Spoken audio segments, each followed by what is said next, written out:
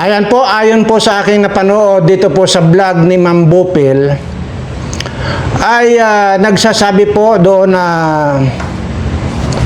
itong si Salcido, ang sinasabi raw po ang sinasabi dito ni Salcido sa napanood ko sa vlog ni Ma'am Bupil ay umurong daw po ang bayag ni Kuya Bal Santos Matubang. Bakit kayo nakapagsalita itong ulol na ito? Ano? Na lahat daw ng mga kalingap ay umurong daw ang bayag. So tingnan natin ha. At balikan po natin mamaya ang umurong ang bayag na yan. Tingnan natin kung sino ang umurong ang bayag sa atin, ha? At ito lang po muna ang aking gustong sabihin sa inyo na talagang hindi ka po maintindihan kung ano po yung nararamdaman ko sa ngayon dahil sobra pong feeling ko love nyo na ako. Ayan. Dahil nga po sobrang ang bilis po ng pag-akyat ng subscriber po natin at katunayan, kaunti na lang po, 84 na lang po yung kulang natin para makumpleto natin na 150,000 subscriber at para maigo ko na rin po yung ating raffle draw na 1.5 million. Ano po? So, ayun, at talagang kaya naman sabi ko nga po sa inyo ay pag minahal nyo ako, sobra pa yung pagmamahal ay babalik ko sa inyo. Pero kung tatarantaduhin ako nito, lalo na itong mga putang inang mga na ito, itong mga patay gutom na mga batikos dito sa Kalingap, ito, in short, mga anti-Kalingap, ay putang ina ninyong mga patay gutom kayo.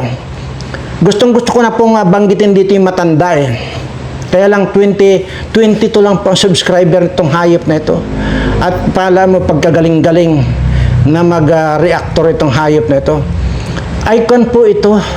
Patay gutom na, hampas lupa pa. Yan lahat magkakasama po yan. Si Nakapiso, yang si Redsin at saka itong si aswang na doktor bayag na ito. Pare-pareho pong mga patay gutom yung mga yan.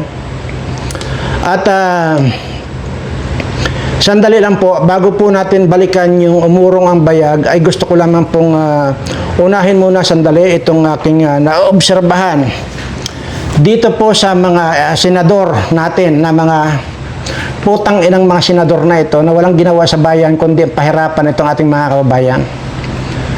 Pinapasuldo natin itong mga putang inang to, pero ang mga pinaggagawa, ayan, kita nyo naman, may mga pa-walk out pa, mga tarantado. Lalo na ikaw, Subire, tang ina ka. Ikaw, Erwin Tulfo, na putang ina ka. Ikaw, Rapi Tulfo, na putang ina ka. Magkikita rin tayo. Magkikita rin tayo. Maniwala kayo sa akin. Tingnan mga kababayan na baka hindi nyo alam. Itong mga iniidolo yung mga Tulfo na itong mga putang anong to. Yung anak ni Rapi Tulfo, yung si Rap, pumunta sa Amerika. Ha? Anong ginawa doon? Pumunta sa isang beer house, naglaklak doon ng alak. Magkano ang binayaran? 7 million ang binayaran. Isang gabi lang yan. The following day, another 7 million. Tingnan nyo. Tapos wala namang baha dyan sa Quezon City kung bakit may 2 billion na budget yung anak ni Rapi Tulfo na si Rap, congressman po yung animal na yan. Sinasabi ko lang po sa inyo. Kaya itong mga putang na to, hindi, kahit kailan hindi ako rumirespeto doon sa mga hayop na ito eh. Dito tayo kay Erwin Tulfo na isang putang na to. Saan mo kinuha na putang ina ka? Yung pinambili mo sa bahay sa Amerika na 1.2 million dollars na kung ikukan mo yan, i-convert mo sa piso, mahigit pong 120 million pesos. Or mahigit, talagang mahigit. Yan, saan mo kinuha? Kasi ikaw na putang ina ka, nung congressman ka, wala kang ginawa kundi humimod sa puwit nitong putang inang Romualdez ito. nabanggit na ang pangalan mo na mayroong ka ring malita na hayop ka. At ikaw, Rapi Tulfo, nabanggit din ang pangalan mo pagkatapos mong imbestigahan ang PCSO na nahimik ka hanggang ngayon at mayroon ka ring malita. Ito masasabi ko, malapit na. Sinasabi ko sa inyo, magkikita rin tayong mga putang ina ninyo dahil kung ano ang ginawa niyong pagpapahirap dito sa mga kababayan ko, higit doon ang gagawin ko sa inyo, mga buwakan ng ina niyo. Okay, balikan na po natin itong sinasabi po ni Salcido na umurong na raw po ang bayag nitong si Kuya Bal Santos Matubang kasi hindi raw po sinasagot ni Kuya Bal yung tawag, which is sinagot po. Ayan, tarantado lang talagang itong mga nagpapakalat na ito. Kaya kayong mga antay dito sa Kalinga, putang ina nyo, magsama-sama kayo sa akin, haharapin ko kayo, mga animal kayo. Bibigyan ko kayo ng partida ng mga hayop kayo. Lahat kayong mga antay, kasama nyo na yung mga senior citizen na mga kalbo na mga putang ina na nagbablog pa mga putang ina to, ayaw pang magpakamatay mga putang ina to. Magsama-sama kayong lahat. Kahit ilan kayo ng antay, 10 segundo lang ang ibibigay ko sa inyo. Lalagutin ko ang buhay ninyo, putang na nyo. Walang Bisaya. For your information, Salcido, walang Bisaya na urong ang bayag. Tandaan mo yan. At ikaw, sisiguraduhin ko sa iyo, pag nakita mo na ang pagmumukhang ito, sasabihin ko, baka magtago yung bayag mo. Maniwala ka sa akin. Hindi na kita bibigyan pa ng pagkakataon na hayop ka. Once na nag-cross ang landas natin na animal ka, yan tuloy-tuloy ang pangbabalahuran ninyo dito sa Kalingap. Babalahurain din kita mga animal ka. Wala ito nagyayaman-yamanan itong mga putang anan to. Wala maibugayan. Tagal ko nang naghahamon dito, 3 taon na ako naghahamon dito.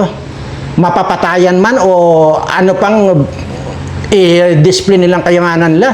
3 taon na po ako naghahamon dito. Kahit anong klaseng laban, walang pumapatos. Tangina ka, saan ba nakatira itong Salcido na ito at kakapunin ko itong putang nanto? Tapos hihilahin ko ang dila nito. Ipatuka ako sa alaga nung tatay ni Wekwan, yung asawa ni Butanding nasa Bungiro. Ipapatuka ko yan doon sa mga manok na alagaan nitong tatay ni Kwan. Ang hit. Tanginan nyo lahat. Lahat kayo. Sinabi ko na sa inyo,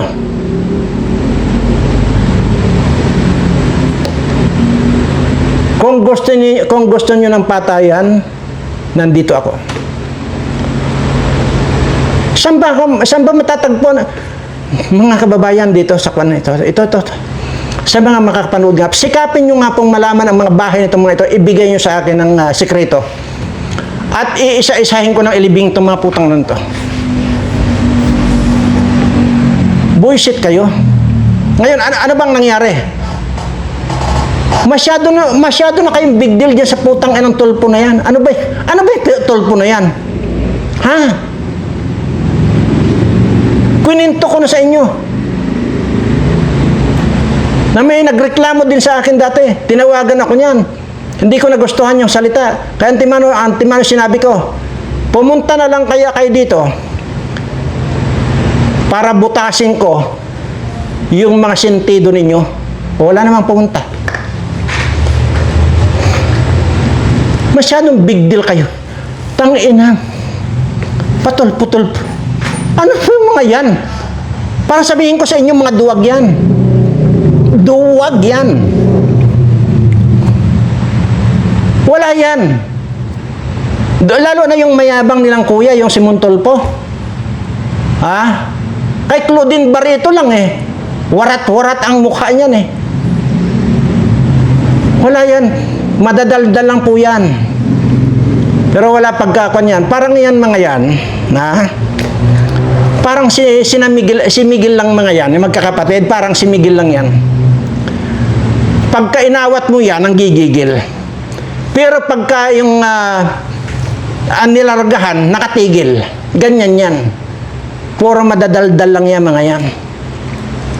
Pero tanungin mo nga kung gusto makipagpatayin sa akin mga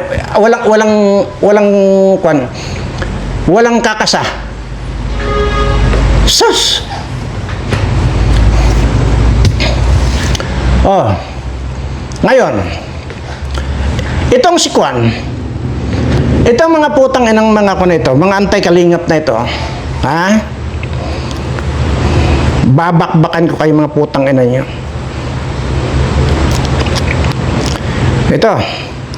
Ito yung buaya ng kalingap. Papakita ko lang. Ladies and gentlemen, I would like to introduce to you the crocodile of kalingap. Ayan. Ayan na po. Yung buaya ng kalingap.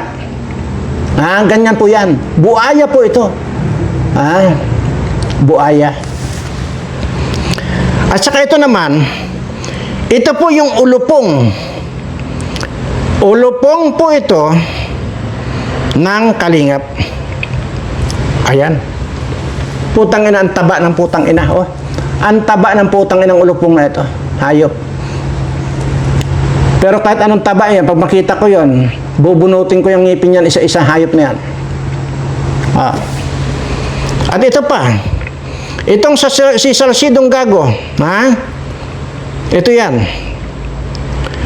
Isa rin pong ulupong ito, si Salcido. Ayan po. Ayan po ang itsura ni Salcido. Isa pong ulupong yan, hayop na yan. Kaya sabi ko ito, aadubuhin kita kapag nasakol kita, hayop ka. Tapos ipakain ko doon sa asawa ni Dr. Love. Gago ka.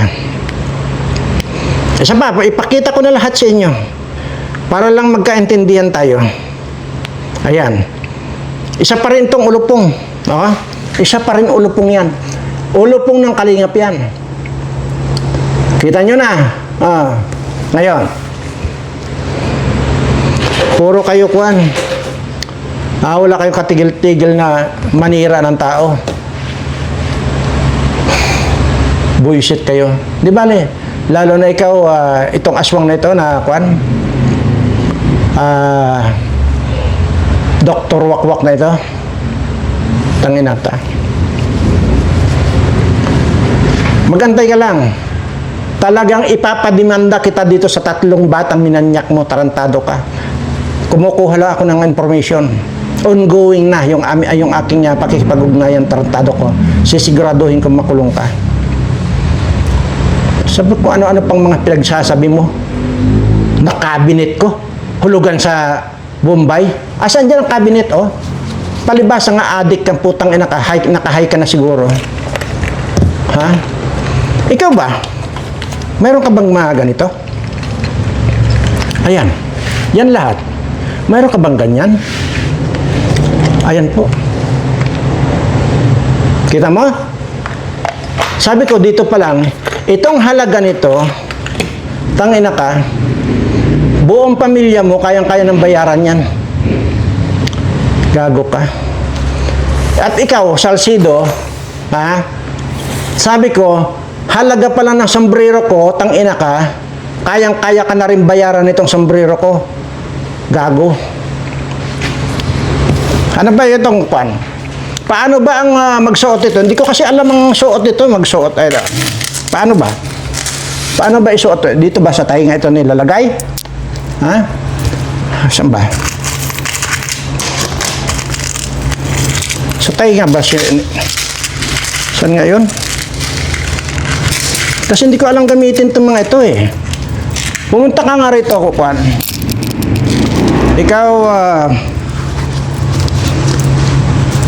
Dr. Aswang, pumunta ka rito. At turuan mo nga ako kung paano magsuot. Ay, putang ina, hindi ma. Saan ba sinusuot ito? Ha? Ikaw napan ka. Aswang ka. Saan ba ginagamit to? Oh, ito rin. Saan kaya ginagamit ito? Ha? Ito. Saan kaya ginagamit ito? Mga ito. Dito ba yon? Hindi sa ilong.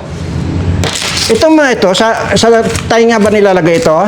Sinasabit ba sa tainga o sa ilong din sinasabit to? Ha? Ayan mga yan. Ha? Tapos sasabihin mo, may hulugan ako sa Bombay. Ulol ka. Pero, hindi naman dapat pinapatulan tong hampas lupa na ito. Sabi ko sa inyo. Ito lang eh. Ito lang, nag-iisa na ito. Itong mayroon lang po na ito. Itong may cross na ito. Ito, ha? Ito lang. Ito nag-iisa na ito, ha? Ito lang. Kahit buong pamilya mo, ha? Sobra-sobra pang pangbayad dito sa buhay mo. Ulul ka. So, lahat po ng mga antay-kalingap, nananawagan ako, kung gusto niyo pong magkaroon din ito, pumunta kayo din sa akin, sasalaksakan ko yung ngalang-ngalang ninyo ng mga ito. Bahala po kayo kung hanggang ilang kilo ang kakasya dyan sa bituka ninyo. Lamunin nyo ng lamon, isalaksak nyo ng isalaksak yan. Ayan dito sa paninyo. Lalamunan ninyo. Ayan. Hindi ko kayo pipigilan. Lunukin nyo ng lunukin yung kaya nyong lunukin. Nandito po. Isang drum po ito. Isang drum. Lahat kayo mga antay-kalinga para sa ganun ay makatikim naman kayo ng maganda buhay. Kasi naaawa na ako sa inyo sa pagiging patay gutom ninyo. Awang-awa ako sa inyo. Kasi wala eh. Kaya tutulungan ko lang kayo. Sa halip na kung ano-ano ang paninira ninyo dito sa Kalingap. Sa totoo lang, kung ako, mayroon ako nakikita na pwedeng ibutas dito sa Kalingap. Hindi nyo kailangan na utusan ako. Ako mismo, bubumbahin ko yan. Ang problema, wala akong nakikita. Sa inyo, nakikita ko, umiral yung inggit sa inyo. Maliban sa inggit, kasi ini-issue nyo ang pira eh. Natural. Kaya nga kung gusto ninyo ng pira, para manahimik na lang kayo, ilan yung senior na putang ina pupugak-pugak na pag nagsasalita, na 22 lang yung subscriber niya. Gustong-gusto kong banggitin itong putang ina matanda na ito eh. Kaya lang sabi ko nga, pagka ganyan po ng mga kwan, huwag nyo na pong kanin yan, huwag nyo na pong tangkilikin yan. Gusto nyo, pumunta rin kayo doon sa akin at sasalaksakan ko rin ang mga ginto, yung lalamunan ninyo, kung ilang kilo ang kaya ng inyong bituka, go.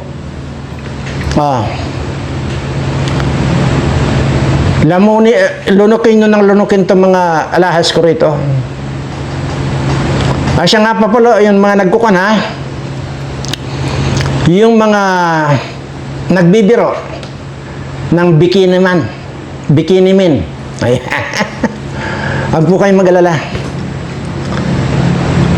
Ikukan ko rin po ito, irarapol ko rin po ito.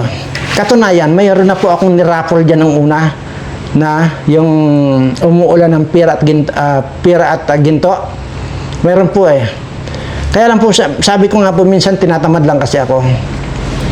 Napakarami po yung aking pinakwandian ni Rapol. Ito po yung mga kung gusto nyo, irarapol ko rin po yan. Napakarami pa po yan dyan sa drum ko. Napakarami pa po yan. Napakarami pa. Ayan. Huwag po kayo mag-alala. Ipaparapol ko po lahat to. at maging yung hindi pa po gawa ng mga alahas. At doon tayo, mamimigay din po ako ng kamuting dilaw. Yan ang pamimigay ko po. Irarapol ko rin po yan. Aanin ko naman yan. Wala po akong paggagamitan yan. Nasa akin na po lahat. Yun pong pagiging yung pinanggalingan ko, patay gutom at hampas lupa ko. Ilang libong bisis ko na po yata itong nabanggit sa inyo. Hindi po maikakaila na talagang kumain po ako ng kangkong na hilaw dahil sa sobrang kagutuman ko at that time. So, ibig sabihin po, ganun po ako kapatay gutom.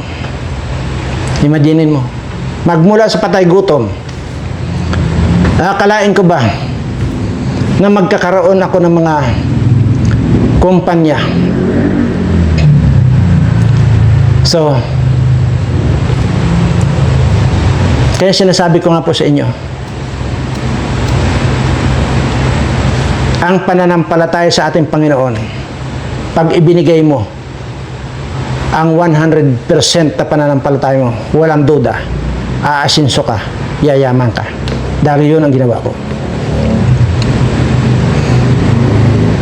Sino ba ang magsasabi ngayon sa akin? Sino ba mag-aakala na isa akong exporter na ng mga solar panel? At hindi po basta-basta na dito ang market ko. Ang market po nito sa Korea. Export po ito. Sino mag-aakala yung patay gutom at pagiging hampas lupa ko?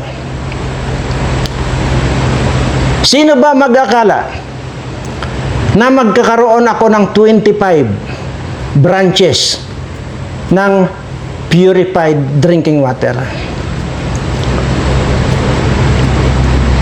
Sino ba ang mag-aakala na magkakaroon ako ng hideout na sa ilalim ng bundok na nandito yung pinangalanan kong Birana Underground Resort? At sino rin ba mag-aakala na makakapag-develop ako?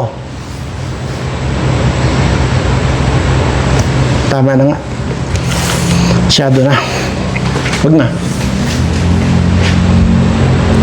Pero dito, nakikita ko dito, lalo na dito sa mga pag-uugali nitong mga, lalo na itong taraidor ng Kalingap, na yung Dr. Aswang na ito at Red Sin na sira ng atay, at itong kapiso na kasing lalaki ng bakho ang ngipin. Wala na kayong pag-asa.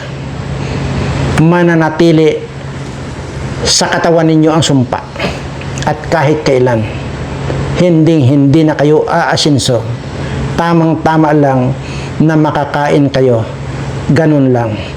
Kasi kayo yung mga tao na kapag umasinso sa buhay, kayo yung mga pinakamayabang.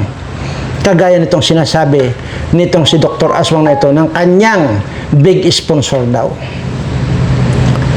Wala pong ganun na tao na kapag ka nakapag-acquire ng ganong kayamanan, nasa mabuti, walang ganon na ipagmamalaki ang kayamanan. At kaya nga sinisigurado ko, malapit na, may mga pangalan na dito na kasing pangalan nitong amo mo. Kaya nga litrato na lang yung kulang.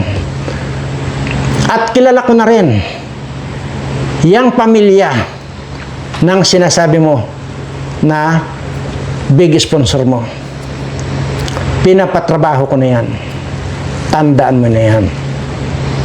At alam ko na mayroong kanyan. Kung magbabase ako doon sa apelyido, hindi lang yung D. Mayroon pa. Kung magbabase ako doon, pamilya ito ng mga magnanakaw. At ma-influensya rin kahit paano. Kasi magnanakaw nga eh. Kwento ko lang sa totoo lang, dyan sa Cebu, Ang pinakasiga dyan dati, Osmeña. Walang sisiga dyan sa Osmeña. Pero, yung dating senador na si John Osmeña, yung kapatid niyan, kung hindi nakapalagyan na binali ko ang ulo niyan, binali ko ang leeg niyan. Pero yan ang mga siga ng Cebu. Walang siga sa akin. Kasi lahat ng mga siga, lahat yan pinatapatan ko. Kung hindi pa kayo nakakatapat ng siga, kung nagsisiga-sigaan kayo, tigil nyo na yan dahil nandito ako, tatapatan ko kayo. Maging yung ipagmamalaki yung kayamanan nyo, tatapatan ko kayo. Tangina nyo. So, mapunta naman tayo dito sa kwan. Dito sa pamilyang Butanding. Mga kaibigan, buntis na naman ang putang ina. See? O kaya mga sponsor, sige, tuloy lang ang pagbibigay ninyo ng ayuda dito sa mga animal na mga walang utang na loob ng mga taong ito, mga may putok na. Lahat na yata ng kasamaan nandiyan na sa katawan nila. O, yung tatay nito, walang ginawa kundi magsabong. Tapos walang ginawa kundi ang pumatong ng pumatong dito sa asawa niyang Butanding. Kaya lang ay mukhang nag-iba yata dahil itong pinagbubuntis yata nito ay hindi dito sa tamad niyang asawa. Mukhang tingnan natin. Sabi ko nga, baka mamaya paglabas niyan mukhang bayag na nakamukha nitong si Dr. Bayag. Hindi ito chismis. Kung mayroon mang chismis dito, abay sisihin nyo yung nandyan mismo sa inyo. Dahil siya ang nagpapadala sa akin ng information na ikaw ay buntis na naman. O kayong mga sponsor,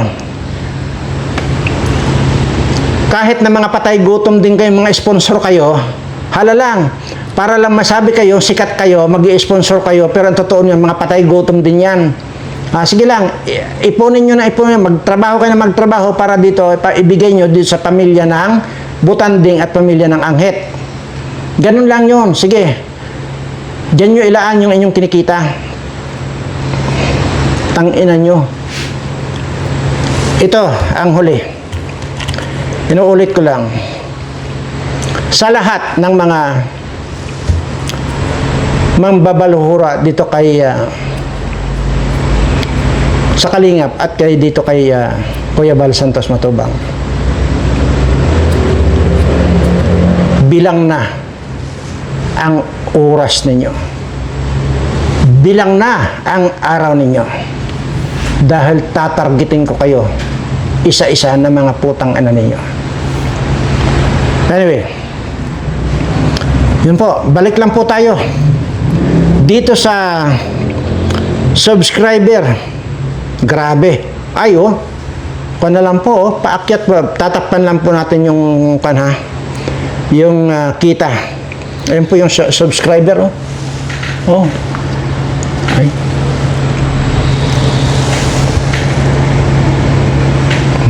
Ayan.